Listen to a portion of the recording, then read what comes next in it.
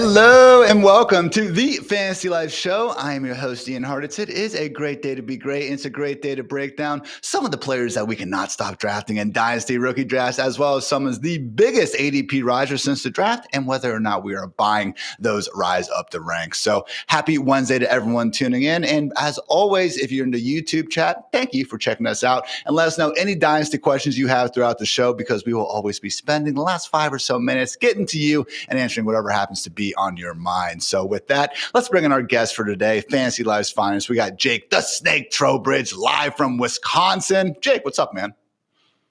Doing so well over here, Ian. I don't know if I've ever been called the snake before. Feels like low-hanging fruit, but you're the first person to pluck it. So I appreciate it. Hey, might have to call you that for the rest of eternity now. Only one way to find out. We'll keep talking some balls. So, Jake, you've really been the Dynasty streets a lot for us over at Fantasy Life. We were actually talking before the show. You've cut back a little bit, only in 8 Dynasty leagues now, man. How's it feel? It feels like a burden has been lifted off my shoulder, dropping it down to 8. But it's still, there's so much activity, and it's only going to ramp up here. I mean, training camps right around the corner. It's about to get pretty active in the trade streets, I think. It's cute that you think that's actually going to save you time, when in reality you're just going to spend the time, doing more so with the 8 leagues that you're still in. So good stuff there. And accordingly, Jake and myself have been in plenty of rookie drafts. So wanted to take the time in our DraftKings opening lines to talk about some of the rookies that we cannot stop taking in Dynasty Land.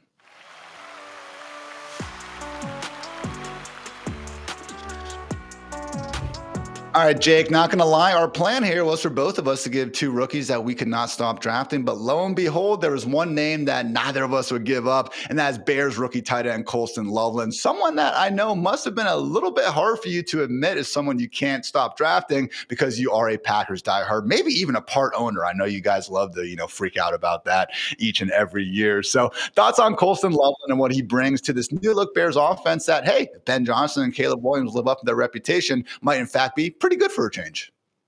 Yeah, it wasn't easy. It wasn't easy to do it, but it was necessary to put some shine on the Colston Lovelin because the talent is so obvious out there. And I know people are a little worried about landing with the Bears and so many mouths to feed and all that. I don't see that. And in redraft, I can understand that argument. You couple that with the injury that he's coming off of, although hopefully he should be fine.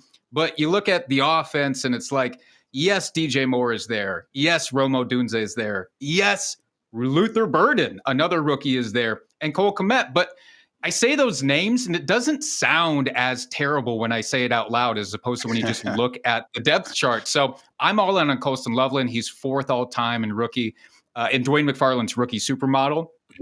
That's pretty nice. He moves but like a smaller guy, but he's not a small guy at all. He's 6'5", 245 pounds. So I'm all in on Loveland. I'll root for him begrudgingly when he's playing the Packers, but I will root nonetheless.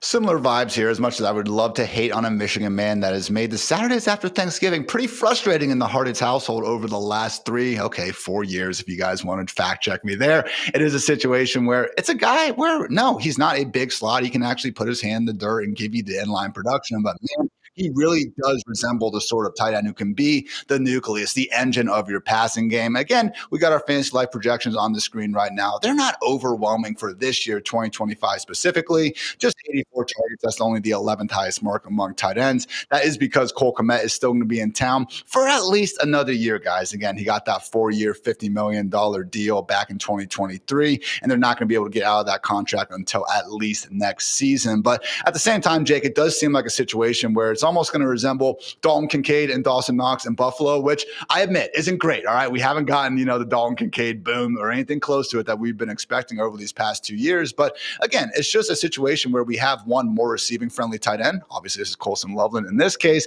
and another guy who you would like to think is going to take a bit more of a back seat. Look, the Bears wouldn't have used a top 10 pick on this guy if they didn't believe that, he had some potential to break out. So I'm with you. It is a crowded offense. Once you start going through some of those names, if Lovelin Lovelin really is as good as a lot as these draft experts says he is. It would make a lot of sense if he's going to be booming sooner rather than later. So I don't know about you, man, but I've actually been in some tight end premium leagues where this dude is literally falling to the end of round 1, even round 2 sometimes. And that's kind of been this weird thing with me as we actually get into our next player, Terrence Ferguson, the Rams rookie tight end. Have you noticed in these rookie drafts, Jake, that actually these tight ends are almost falling further than they should, even in TEP leagues? Yeah, it's weird. I don't know why it is. I guess, Tyler Warren and Colston Lovelin are getting all the hype, obviously. But even like you said, I got Loveland at 202 in a rookie draft not that long ago. That just feels egregious. I would argue the same can be said for a lot of these guys. I mean, I don't know if you're a Harold Fanning guy or not, but even guys like him seem to be slipping in tight end premium. Is it just that the perception is this is a really weak class? Because I don't see it that way at all. And I like this pick too, especially Ian, because of the fit here. So if you can get him super late, great, good on you. Scoop him up and be happy, I guess. But it is pretty weird.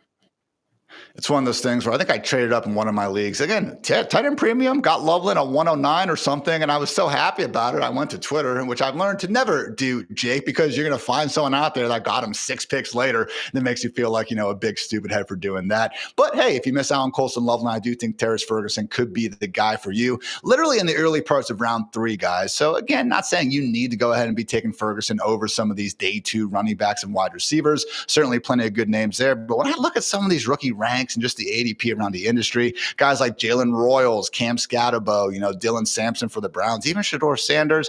Okay, it's fantasy football. If you want to go get your guy and you just have a very strong, verdict that one of those names I just said is going to ball out, so be it. But with Terrence Ferguson, guys, getting that day 2 draft capital, getting really some great words from Sean McVay and Les Snead in terms of them already having a plan for the guy, and just being in an offensive environment that we love that should be without Tyler Higbee after just one more calendar year. Certainly someone I'm happy to build around on dynasty squads looking ahead to the future. Want to get one more name out, Jake. We are not talking about 3 tight ends here. Wanted to give some love to these rookie wide receivers. Mentioned the day 2 options and all the, galore that's going on with them. But Trey Harris for the Chargers. Right now, he's been making headlines because he's one of, I think, 30 second-round picks who have not signed their contract yet. Can you just pay these guys, owners? How much freaking money do you need at this point? But all that aside, Trey Harris, let's assume, Jake, that he will have that lightning bolt on his helmet sooner rather than later. What are your expectations for him in the long term? And then also maybe just in 2025? Even this year, the expectation for me for Harris is who are they throwing to outside of Ladd McConkey? Of course, the GOAT Ladd McConkey, I'm never going to try to take any shine away from him, but there has to be a second guy there. Can't be Quentin Johnston. Can it? It can't be Oopsie Daisy Hands Johnston. So I think it's going to have to be a guy like Trey Harris. He has the draft capital coming in. He's got great size, great quickness. And obviously, like you look at his college stats, his production, he led all receivers in receiving yards per game in college. That's pretty nice. He had a wild yards per route run metric as well, but he's not just a deep ball guy. And I wonder if people are viewing him as just like a go route specialist. Maybe that's why he's not getting drafted super high. Another guy where, like, if he's available at the mid to late second round in these rookie drafts, which he has been in some cases, I'm scooping him up 1,000%. So this year going forward, it doesn't matter. I know they're a run heavy team. I know the Chargers aren't going to be slanging it like they used to, but even in terms of efficiency, I like a lot of what Harris can do for you in year 1, frankly. Trey Harris and Kyle Williams, 2 guys where I am sitting in middle, late portions of round 2 in rookie drafts. I'm happy to sign up. Again, we're attached to quarterbacks that actually do play pretty similar, and we're also on offenses where, Stephon Diggs is there for now. Ladd McConkey certainly going to be in LA for a lot longer, but really it wouldn't be surprising to see either of these rookies, to your point, finish number 2 on their team in targets as rookies, which is pretty rare to see a lot of time in fantasy football. And so Trey Harris, you mentioned the yards per route run, first in his class against man and zone alike. Hilarious chart I made where you can see him just far up away in the right-hand corner doing his thing. So Trey Harris wouldn't be surprising at all to see him make some big plays in a Chargers offense that really needs someone to be able to take the top off. Don't think Mike Williams, who lo and behold, guys, is already on the pup list. So sorry, Mike, not thinking he's going to be that guy in the year 2025. So again, Colston Lovelin, Terrence Ferguson, and Trey Harris, 3 rookies that Jake and I cannot stop drafting in Dynasty rookie drafts. This has been your DraftKings opening lines.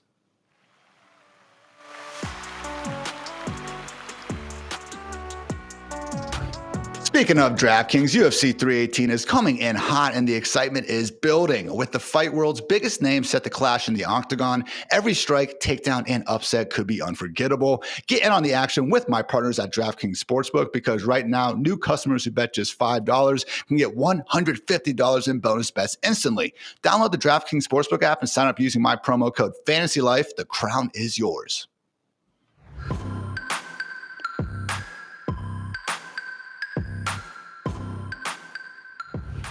All right, Jake, I know not everyone is exactly spending every waking day, going through fantasy ADP and all the changes that have happened throughout the offseason. The summer's here. You all have lives, and that is fantastic. But we do have those home drafts around the corner, and accordingly, wanted to take some time today to look at the biggest movers in ADP from the draft to the current day, because let's find out if we should be buying these big moves up the ranks, or if maybe it could be a red flag or two, the sort of guy that we should actually be avoiding at their new increased price point. So we're going to kick things off with some guys who actually are chilling in new teams, which again is a situation where you got to get your head around to that. So kicking things off with former Chargers running back. He moved to a division rival down there in the AFC West. Now Broncos, maybe RB1, J.K. Dobbins. Jake, we're talking about someone who was going as pick 178 while he was chilling in free agency, now all the way up at pick 112. So really cracking that top 40 range in ADP. We're going to be pulling up our Fantasy Life ADP page for you guys here in just a second and showing you that. But are you buying this big increase, Jake? Because again, it is a situation where when you do look at the Broncos, this was everyone's favorite landing spot for potential rookie RBs. And yeah, RJ Harvey is there, but so is J.K. Dobbins.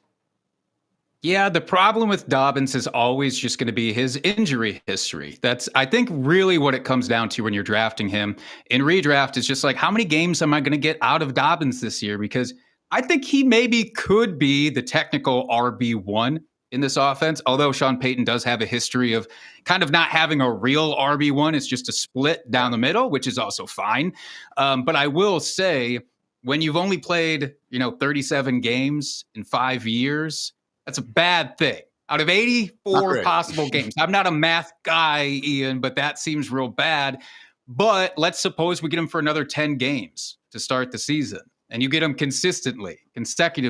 I'll take that. I'll draft that. I'm fine with it, because I do think that, I know people are really excited about him being like the Mark Ingram in this offense, to use like another Sean Payton corollary. Yeah. He might be Latavius Murray, and that's not great, but it's still serviceable if he ends up being that counterpart. If we're assuming RJ Harvey is the Alvin Kamara type in this backfield. But I'm fine with it as long as you keep your expectations in check.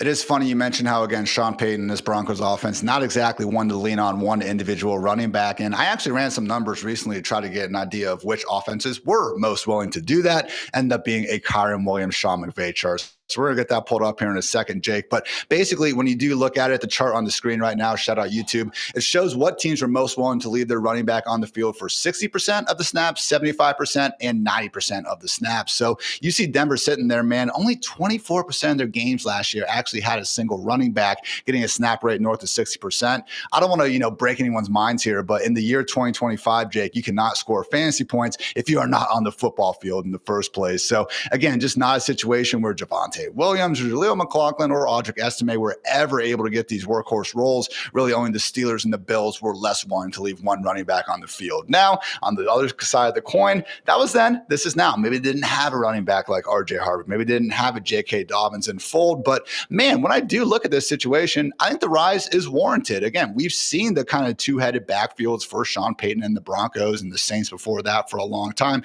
And J.K. Dobbins, as much as we want to continue to hate this guy for having a 60-yard run against the Raiders where he started to get tired at the end, I just feel like we're holding that against him so much more than some of these other running backs out here. I mean, last season, next-gen stats, J.K. Dobbins had a faster top speed than Kyren Williams, a faster top speed than Travis Etienne.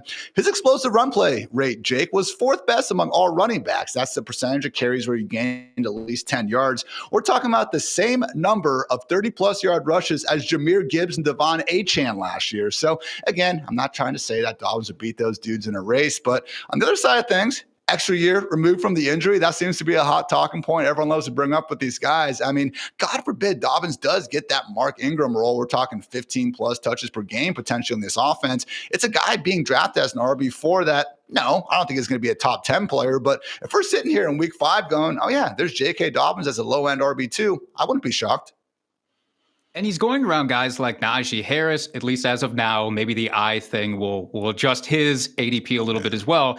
Ramondre Stevenson, like the group that he's going around, I would rather take a shot on the upside of Dobbins because at least we've seen that. And we know that we can get some flashes of that rather than a guy who's like, I plug him into my lineup and he gets me 7.5 fantasy points. That just doesn't do anything for me. So yeah, give me the risk, I guess. It's pretty low risk of Dobbins over those guys. And Ian, yeah, I think people are holding on to that low light of Dobbins. It's like the Daniel Jones thing all over again. You see that trip and fall, people don't forget. So I think that's maybe what's happening.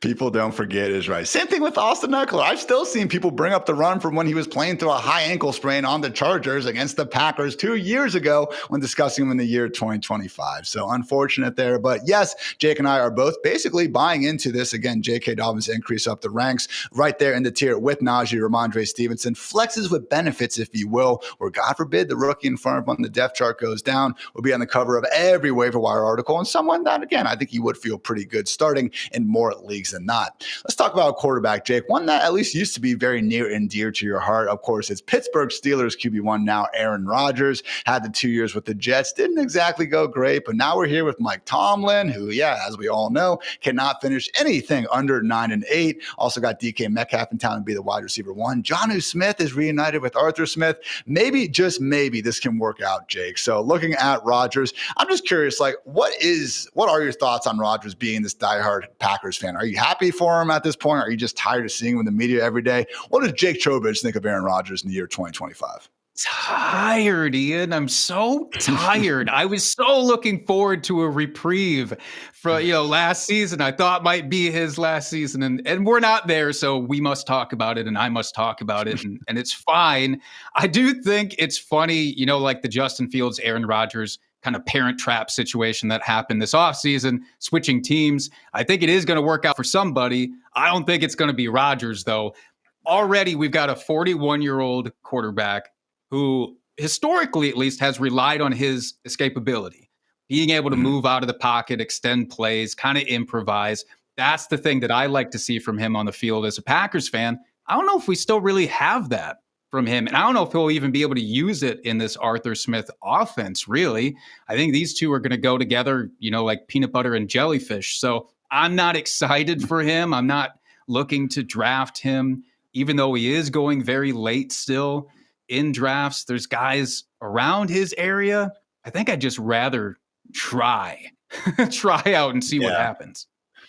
Fair enough. And the thing about the mobility, there have been some doctors that, again, have indicated that year or two off the Achilles, he should be feeling a bit more like himself. But man, we saw him before the injury. Those last 2 years in Green Bay, he actually averaged fewer rushing yards per game in 2022 than he did in 2024 last year. So obviously a lot of that, again, goes into more of the improv, just making guys miss in the pocket before throwing downfield. But look, Jake, I mean, we saw some flashes down the stretch of last year. That Jaguars game, the Dolphins game, he was throwing it well. Devontae Adams put up big numbers. Garrett Wilson, maybe not exactly how high we wanted, but Rodgers can still spin a pretty ball from time to time and also can still throw that Hail Mary better than just about anyone. I will say that as much as, 19th in the EPA per drop back, 24th in success rate, as much as some of these numbers still aren't bad, and I want to, try to buy into this offense because I've been drafting too much DK Metcalf for like the 8th year in a row. The one thing that is really troubling as I pull up this chart right now, Jake, he wasn't even killing it in the situations that you would have expected, all right? The chart right now I'm showing explosive pass play rate and EPA per drop back on straight dropbacks from clean pockets, okay? Wasn't pressured, went back, he threw the ball, and we're talking about him being down there in the bottom left corner with guys like Will Will Levis, Cooper Rush, and rookie year Caleb Williams. Not great, Jake. So again, it's one of these things where as much as you can find some good plays on film, you can do that for any freaking professional quarterback in the league. I do really have a tough time expecting too big of a boom from Aaron Rodgers. So for most redraft leagues, guys, you are going to be staying away from Rodgers. Again, just you only need one quarterback. No need to go down these depths. But I'll be honest, Jake, like when I'm even in some of these drafts where you do need multiple quarterbacks and you get sniped, it happens. It sucks. I found myself, being willing to try to build these late stacks with Aaron Rodgers, Calvin Austin, and Roman Wilson. I kind of know it's dumb as I'm doing it. And I think I just need to kind of get that out of my system here as we get into August, because just again, if you had to try to think of the best case upside, that late round stack, kind of the emergency, break glass in case of emergency stack, why should it not be Darius Slayton and Jackson Dart and Russell Wilson? I think I need to start going towards that. What say you? That's what I'm saying. These are the guys. Give me Jackson Dart. Obviously, at this moment in time, we don't know if he's going to be the week 1 starter or not. And hopefully when you get to this spot in your draft, you have a quarterback and maybe you're looking to scoop up kind of a second upside guy. Maybe you grabbed Matt Stafford late and then you want to come back and say, I want more upside than that. Grab Jackson Dart. I'm more on Dart than Russell Wilson, but take either of them. I'm just not taking the guy who's in an offense where they've ranked 29th, 30th, and 31st in pass attempts over the 3 years of Arthur Smith's tenure. Rodgers needs more volume than that, I think, to pay off. So I'm skipping. I am now going to start definitely skipping a bit more as well, my friend. Let's talk about one more, again, player who's going to be wearing some different colors here in 2025. That is longtime stud Browns RB Nick Chubb. Took his talents down to Houston to join a backfield that consists of Joe Mixon, Woody Marks, Dario Gumbawale, and yes, even Dameon Pierce still. So looking at Nick Chubb here, obviously last year was brutal, but man, this was a dude who every single year of his career prior to 2024 was averaging at least 5 yards per carry. Look, I don't need to tell you guys how great Nick Chubb was, every single year before that brutal knee injury. Also coming off the broken foot from last December. That said, per Chubb himself, he did say he's been meeting his speeds, his weight goals that he set for the offseason. So he's telling us that he's fully healthy. And I do wonder, Jake, one of the more lower key injuries going around this offseason has actually been Joe Mixon, was spotted in a walking boot back in June. And I do believe he's gotten that off, but he still had an ankle brace on. And hey, as I've said before, I am not a doctor, ladies and mostly gentlemen, but when I do like to listen to him, when I see Dr. Deepak Chona talking about the potential that this could have been a low-key tightrope surgery, I don't love that. I do not think the Texans just decided to bring in Nick Chubb for no reason. Am I, just having my Aaron Rodgers conspiracy goggles still on a bit too much here, Jake? Or do you think that Nick Chubb could actually carve out a role here? You're sounding way too rational for that to be the case. But I will say that Nick Chubb, I get the appeal because we're used to prime Nick Chubb. I just don't see it now. He's 29 years old. Again, multiple injuries. He ended the season last year with yet another injury. I get the insurance aspect of them bringing him in. I'm excited for the hope of Nick Chubb, but I just can't trust it because even in his prime, it wasn't a guy who got targets. So you're kind of zapped there unless you're in a standard scoring format where you're relying on, his efficiency and his touchdowns. I don't necessarily see that. The Texans also did trade up. Essentially, they traded a future draft pick to get Woody Marks. So I'm a mark for Marks this year. So I'll probably be taking him late in drafts rather than going with Nick Chubb. But, the fan in me wants to see him succeed for sure.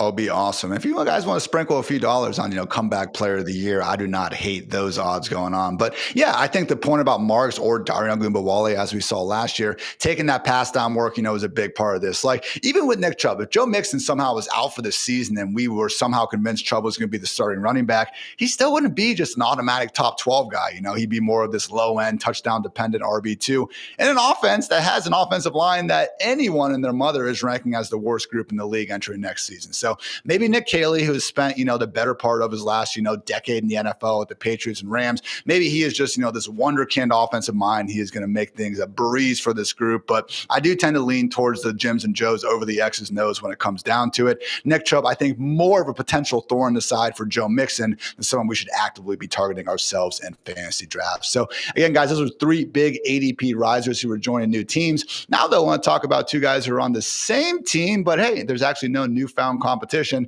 That's right. You hear that, Jake? Bears.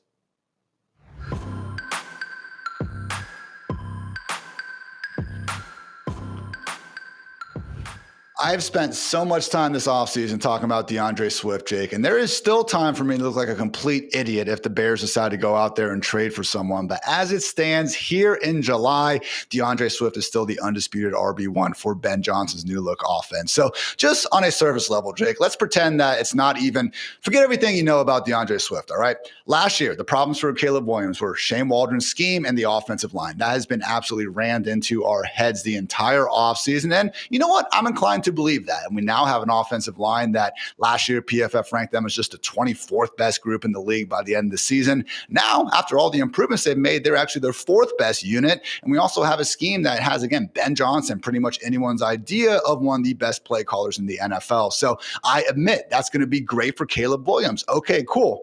Why would those things also not be great for the running back involved, Jake, when we all seem to agree that running backs are more dependent on their scheme and their teammates than any other position? I think it is a slap in the face to still see DeAndre Swift valued as an RB3. What say you?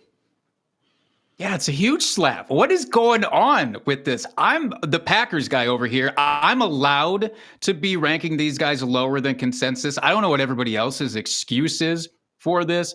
I want pieces of this backfield because of how cheap they are. And because, like you said, it's Ben Johnson's show now. This isn't your grandma's Bears team. So I think if we look at even just what David Montgomery did when he went from this Bears offense without Ben Johnson to Ben Johnson and the Lions, you saw that immediate upgrade there. You saw what he even did with Jamal Williams. Longtime Packer, lovely man, but he really just excelled because he got so many touchdown opportunities. And I think you can look at Roshan Johnson, and yeah, you can say he's hashtag not good at football, I guess, but we also kind of did that with David Montgomery early in his career. So I don't think it's out of the realm of possibilities that both of these guys pay off at their ADP. I'm not trying to say it's the new Gibbs and Montgomery, so calm down, everybody. I'm not putting that lofty of expectation on them. But why not, Ian? Why not at least just grab them and see? Middle class man's version, upper, lower class man's version. Again, there's this idea in the universe that Ben Johnson was the one that kicked Swift to the curb in Detroit. Sorry, guys, I have a hard time believing that then rising second-year offensive coordinator Ben Johnson was in charge of player personnel. And even if he was, okay, Ben Johnson picked Jahmyr Gibbs over DeAndre Swift. I don't think that's a death sentence. Okay, the Eagles picked Saquon Barkley over DeAndre Swift. Again, very reasonable decisions. I don't know that needs to be, this death knell for DeAndre Swift when we've now had an entire offseason of them having each and every opportunity to add another running back, and they've continued to not do it. So when you start looking at the ADP for DeAndre Swift, someone who are, ace projection artists, I should say, Dwayne McFarland and Matthew Friedman, they had this dude as the RB16 in both half PPR and full PPR scoring, and we are still seeing him alongside some of these unproven rookies, the James Connors, the David Montgomerys of the world in early ADP. So just the RB25. And what's interesting, Jake, and one of my favorite, features of our ADP tool is the different providers where ESPN, Sleeper, Yahoo, it's a little bit more of a casual audience. And I don't mean that as an insult. I have plenty of fantasy leagues and all those sites as well. But, Real-Time Sports and Underdog, these are contests where for you to draft, you actively need to be paying big money up front. So when we do see someone like Swift going pick 52 on Real-Time Sports. Again, those are people that are pumping up big money just to draft. Pick 52, whereas on Sleeper, he's going pick 81. That tells me the Sharps are a lot more interested in DeAndre Swift, Jake. And hey, if they are, I think we should be too.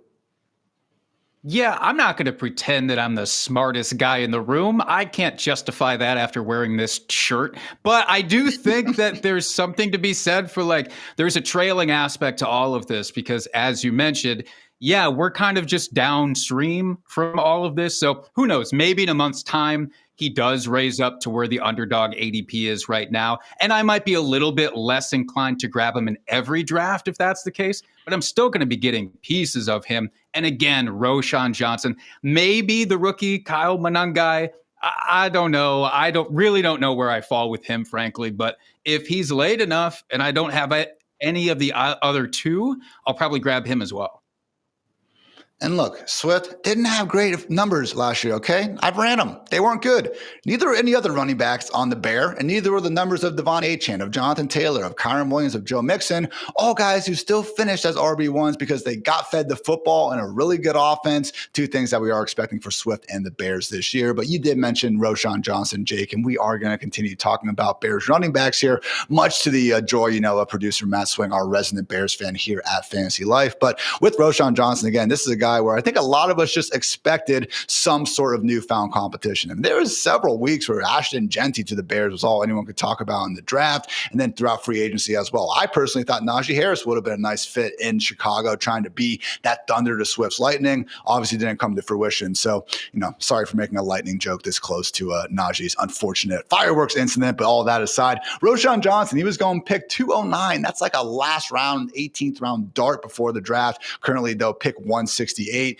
Basically next to the Will Shipleys, the Jalen Wrights of the world, sort of that last group of handcuff backs that you can feel even a little bit good about. So on the one hand, Jake, just 2.7 yards per carry last year. That was, in fact, very brutal. But this is still a running back we've seen operate in the pass game before. And honestly, when you do start looking a little bit closer at the efficiency, 36% of his carries came against boxes that featured A-plus defenders. That was the highest mark among qualified running backs. So again, you mentioned it before, D-Mount and obviously Jahmyr Gibbs. No, we're not trying to say the Bears are going to be a one-for-one replica, but as things stand right now, going into week one, I don't think Swift is going to be a 25, 30 carry per game guy. I think he probably gets around 15, hopefully, 4 or 5 targets.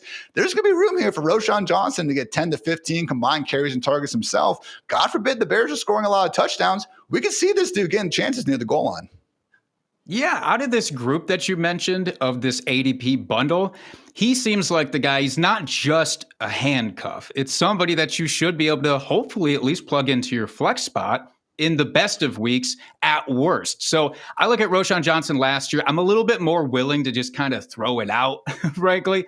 I know we're not supposed to do that, but he had 55 carries and like half of them were in the red zone. So yeah, his yards per attempt is going to be really low.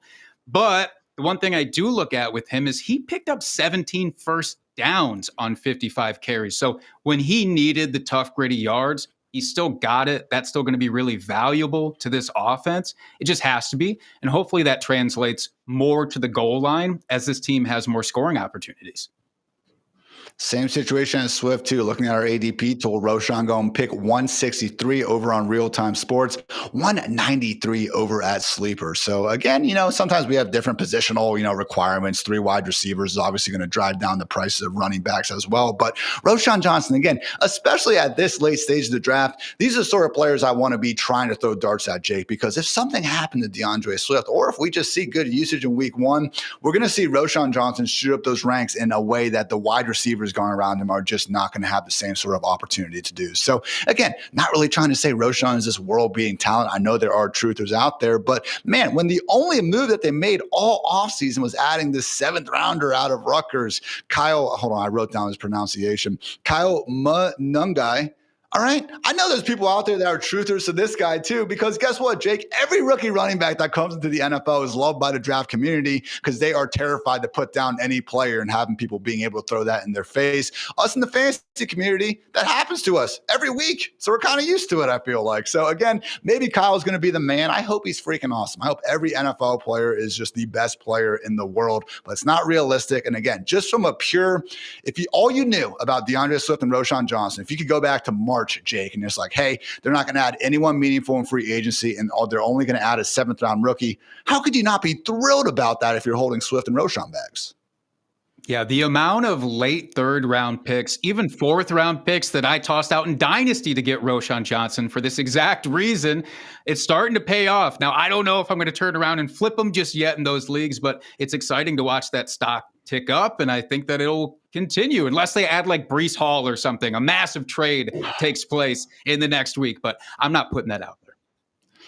About to say, I feel better about Swift at this point when you do look at some of the, interest that's been out there. The Bears were involved with the Nick Chubb discussions. Obviously, it didn't happen, but also been, I don't want to say murmurs, but you look at the free agent running backs that are still out there. Jamal Williams, old friend of Ben Johnson as well. Gus Edwards would be more of a threat, obviously to Roshan than Swift, even someone like Deontay Foreman. So again, no reason to believe those guys are going to be coming in. I have not heard any sort of reports speaking of that, but feeling better about Swift and Roshan. But again, at that price, guys, I've been happily drafting both pretty much all summer long. What could go wrong investing so heavily in the Bears? Come on, guys, one time. So again, that's enough about the Bears, though, much to the chagrin of producer Swing. Let's move on to quarter three, guys. We were talking about day 3 picks who maybe we shouldn't be that interested in, but man, did you see that landing spot?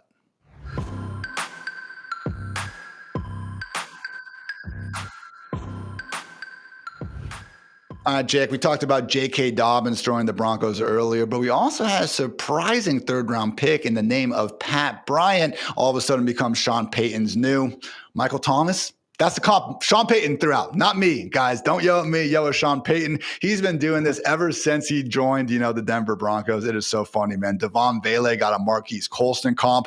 Both Jaleel McLaughlin and Greg Dulcich reminded Sean Payton of Reggie Bush, Darren Sproles, and Alvin Kamara. Even 7th-round tight end Caleb Lohner is being talked about in the same breath as Jimmy Graham per Payton. So, look, Sean Payton will forget more about football than I will ever know. That is fine. And hey, the fact that he thinks Pat Bryant is a 3rd-round pick, I'm interested, but man, Jake, do you really see an upside path here for Pat Bryant in the year 2025?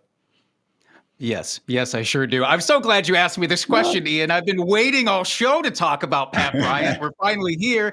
I really do think it's funny how much he pumps up all those guys, obviously. And good for him. Great. I love to see a coach who believes in his players, or at least says so to the media, but he spoke with his draft capital. So round 3, that's not nothing. I mean, yeah, he's not a 1st-round pick, but he certainly has a track record of making mid to late round wide receivers play out. I'm not going to throw the Marquise Colston comp out there that he already did, but Lance Moore, Willie Snead, even these were guys who had some utility. Not the most exciting comp if you love Pat Bryant, Willie Snead. But, when he finally joined the Saints after being an undrafted guy, he had 100 targets and 1,000 yards in his first year there. It's not out of the realm of possibility for Pat Bryant to do something like that because the depth chart is so wide open after Cortland Sutton. I like Devon Vele, but it's not like he's such an obvious impediment to somebody like Bryant coming in. So I'm kind of stoked. It is a situation where I think he deserves to go up in the ranks, but I still just am not going to find myself taking shares of Pat Bryant in traditional redraft leagues late. I want those handcuffed running backs, not someone where what's a best case scenario, 70, 75 targets for this dude. So again, competition, not the steepest. Maybe I am just flat out wrong on this dude's player evaluation, but ultimately the name. I do think when you don't like the name, Ian. Yeah. That's all it is. If this guy had a really interesting name, I think you'd be all over him. Pat. Who wants to draft Pat? Dez Bryant, one of my favorite players of the last, 15 or so years. Maybe he's a, weird cousin, like that, but I will admit, Pat, we need a cool nickname for Pat Bryant. Okay, if you guys are out there in the chat, again, send us your dynasty questions. Also, send us any good nicknames for the former Illini wide receiver. So, just a wide receiver 11 in Dwayne's supermodel. Thor Nystrom's pre-draft wide receiver 20. It's just one of those things, Jake. Why is Pat Bryant getting so much hype, whereas Isaac Tesla, who went to a Lions offense that we probably actually feel better about the passing game, went 4 picks earlier and is getting no love? I mean, is Pat Bryant just that much of a better prospect? Maybe. I think it's the quality of competition there where they see Amon-Ra St. Brown and Sam Laporta, and they see even Jameson Williams. And then, I don't know, maybe people really do like Evan Ingram joining the Broncos as well. But for me, it's just, again, yeah, there's probably more pass attempts to be found with the Lions, even with this new version of the offense. But in the pecking order, give me Pat. Give me Patty Pants. That's a bad nickname. Let's not use that nickname, but you get the idea. Jake, a little bit more in on Pat Bryant than I am right now, but I think we might find some common ground here on our next player. It is Cowboys RB 1, 2, three, four. Jaydon Blue out of the University of Texas has been now in Dallas after he was selected in the fifth round of the draft, I believe. So with Jaydon Blue, he got a comp of Matt Breida from Thor Nystrom, which might not sound great, but I don't know. Matt Breida pretty fast, had a couple good, spot starts here and there.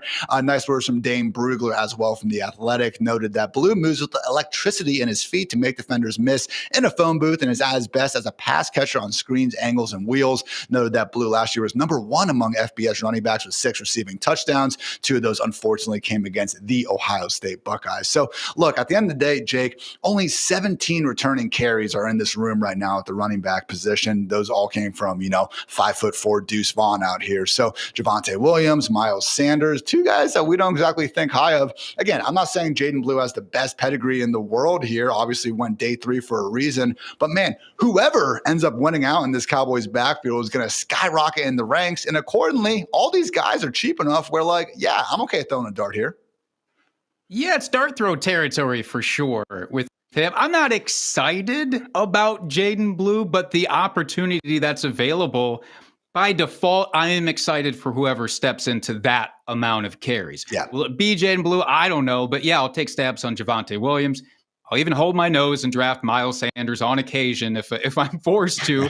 But Jaydon Blue, at least, like you mentioned, such his specialty is with the passing down work. So maybe he can at least move his way in there, pick up, 40 to 50 targets on this offense. Be a little bit like a Tony Pollard-esque type of player. Obviously, I know offensive coordinators have changed, but it would be nice if we could rely on some work right away. I just don't know. Dallas is weirdly deferential with all these old guys. So part of me thinks, for better or for worse, they'll just say, hey, you've got like 5 years on this kid, so we're going to put you in there, Miles, go do your thing, which scares me.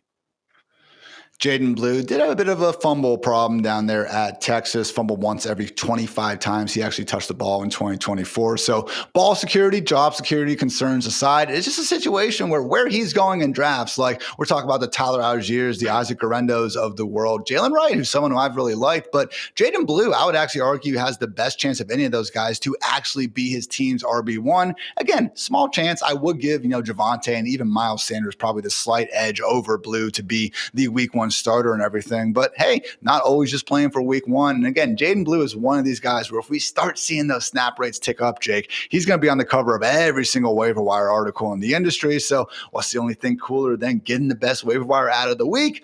Already having him on your bench. So again, Jaydon Blue, one of these guys where later in the draft, I do think he's someone where, hey, you only took, 2 running backs earlier. Now you're just trying to get a bunch of stash plays. Jaydon Blue could perhaps be your guy, pal. So good stuff on Jaydon Blue. But of course, Jake, I cannot go a show without talking about Jaylen Wright. We got some more running backs who are not facing too big of rookie competition. Let's get into quarter 4 here on the Fantasy Life Show.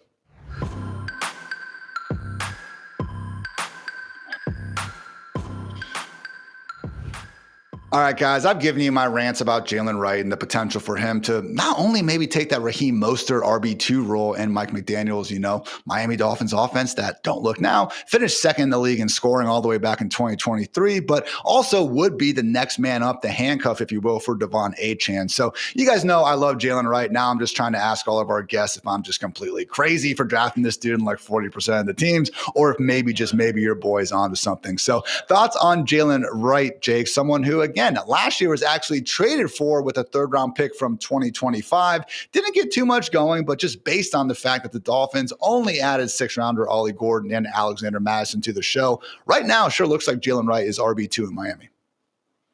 I was all over Jaylen Wright last year. And when you get burned by a player that hard, it is tough to go back. But I'm starting to come around a little, Ian. I don't know. I'm certainly not where you are with him, I don't think. But I look at what the possible opportunity is in this backfield. And like you mentioned, there's 150 carries between Wright and Mostert last year that hopefully now go to Wright, and they don't go to Ollie Gordon. God forbid they go to Alexander Madison. Help us if they do. I do think that the opportunity is there for the team and the offense to be way better than last year as well. So that's a plus and a plus. That's easy math. That's 2 pluses. And I like that for Jaylen Wright. The only thing that does scare me is, yeah, they traded up much like with the Woody Mark situation with Houston this year, they traded a third to get Jaylen Wright. You would like to see that draft capital sort of insulate him a little bit, but I don't know if he really has job security. So yeah, it could really be Ollie Gordon who comes and sneaks this away if he performs, well in the preseason. But I'm willing to ride the ride with Jaylen Wright and give him another shot. And I have tacked on some round 18 Ollie Gordon here or there because, again, when my bags are as packed as they are with Mr. Wright, gotta just hedge a little bit here and there. But I do think a situation where when you look at his numbers, no, they aren't great, but really no one's were on this Dolphins offense last year. This offensive line was not very good, and they did take steps forward to actually try to improve that interior specifically. So went ahead and, drafted Jonah, that's a very tough last name. Second round guard should help the interior there. Also got James Daniels in free agency. So situation again where I think the run blocking is going to be improving in Miami. And even if I'm wrong about Wright being that RB2 and Ollie Gordon swoops in, again, Devon Achane, not exactly someone who I think is known for his, reliability and playing all 17 games, even though give the man credit for doing so last year. Jaylen Wright, again, would be someone where just from a pure handcuff perspective for Achane, I want on my rosters. So next up, though, Jake, I want to talk about a pair of Washington running backs because, man, this is another team where, talked about the Bears being linked to Ashton Genty. I saw some mocks right in the lead up to the first round where we actually had Omar and Hampton being mocked the Washington Commanders. Didn't happen. Actually only saw them add a 7th round pick to the equation as well. So looking good for both Brian Robinson and Austin Eckler if they can stay healthy. Man, this was rough for both of them last year. We saw Robinson miss 3 games and limited in others with knee, hamstring, and ankle injuries. Austin Eckler unfortunately suffered not 1 but 2 concussions, wound up missing 5 games himself. But between then, Jake, we did see Brian Robinson and Austin Eckler look good enough at football inside of a Commanders offense we like. And man, shouldn't that be enough? We want cheap running backs attached to great offenses. What are people missing here? I think it's an issue of seeing true upside because of Austin Eckler being there, stealing away the pass catching work as he should. He's just better. Eckler is just better. With Brian Robinson, you have that, and then you have the quarterback siphoning off maybe some of those high value rush attempts as well. He's not exactly favored to checking down. He'd rather take off and scramble. So I think it's a combo deal there. And I don't know if I necessarily see league winning upside with Brian Robinson. And that's okay, by the way. Not every guy that you draft late has to be, a potential league winner. Sometimes you just need a dude who gets you 10.5 points on a week-to-week basis. And Brian Robinson can certainly do that. I wonder how much Deebo Samuel is also going to siphon off just a little bit of the backfield work. Yeah. I don't know. He's getting up there in age, so it's not going to be like prime Deebo either. I think Brian Robinson is fine, is where I've landed with this. I'm not excited, but I'll draft him.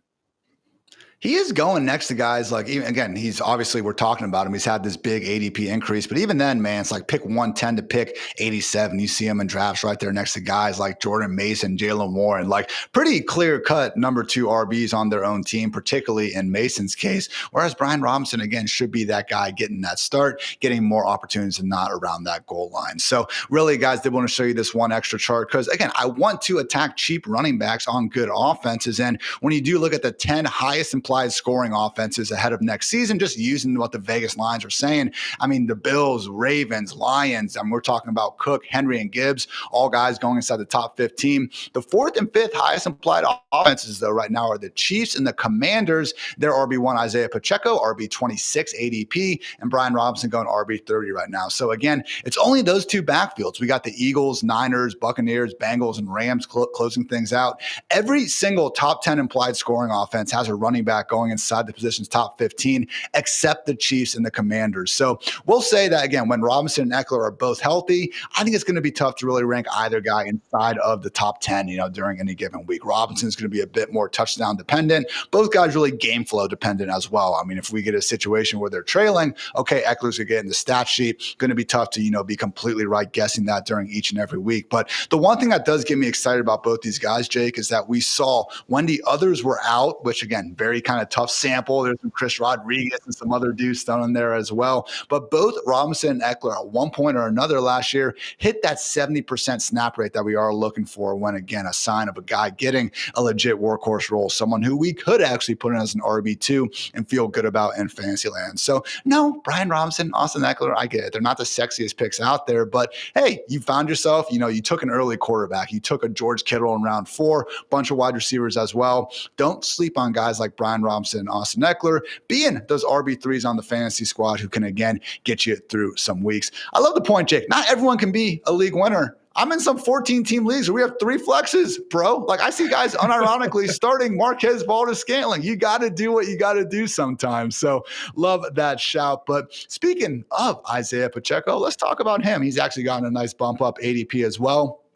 Pick 109 before the draft, all the way up to pick 76 right now. So pretty much the same thing where it's all maybe a little bit more incoming competition, not so much in the form of the draft, just another day 3 pick there. But we did see Kareem Hunt get brought back, someone who was at least enough, or at least has enough goodwill with the Chiefs organization over the years, that he was able to keep Pacheco more so in that backup role down the stretch of last season. Also got to consider Pacheco was coming back from breaking his freaking leg out here. So, Jake, how do you see this snap rate kind of going? Because, man, I've asked this question before, but like if we had like a fantasy football genie and we could just find out one sort of relevant usage, utilization kind of like position group ahead of week 1, this Chiefs backfield, man, would be near the top of my list.